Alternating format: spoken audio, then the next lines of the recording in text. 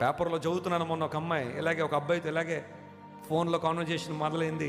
అలా పర్సనల్స్ ఇద్దరు మాట్లాడేసుకుంటున్నారు. పెళ్లి చేసుకుందాం అనుకున్న సమయంలో ఈ లోపల ఒక రోజు వచ్చాడు. పెళ్ళి అయిన తర్వాత మన ఇద్దరం ఎలాగా భార్య భర్తలుగా ఉంటాం కదా, ఇప్పటి నుంచి ఉంటే తప్పేంటి అన్నాడు.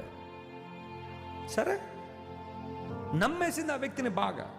వెంటనే ఇద్దరు కూడా ఇష్టానుసారం తిరగడం ప్రారంభించారు.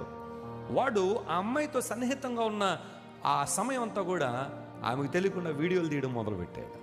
మొత్తం చిత్రీకరించాడు వీడియోలన్నీ కూడా. ఆ తర్వాత ఒకరోజు అన్నాడు, నాకు అర్జెంటుగా 50,000 రూపాయలు కావాలి, పట్టుకొచ్చా అన్నాడు. ఎక్కడున్నాయి? మా మమ్మీ డాడీ కూలి పని చేసుకుని బతుకుతున్నారు, అంత డబ్బులు నా దగ్గర లేవు. నువ్వు ఎలా తెస్తావు నాకు తెలీదు. ఒకవేళ నువ్వు తేకపోతే నీ వీడియోలు ఉన్నాయి కదా, ఒక శాంపుల్గా 2 పంపిస్తాను చూడని 2 వీడియోలు శాంపుల్గా పంపించాడు. ఇవి యూట్యూబ్లో పెడతాను, ఫేస్బుక్లో పెడతాను, వాట్సాప్లో పంపిస్తా.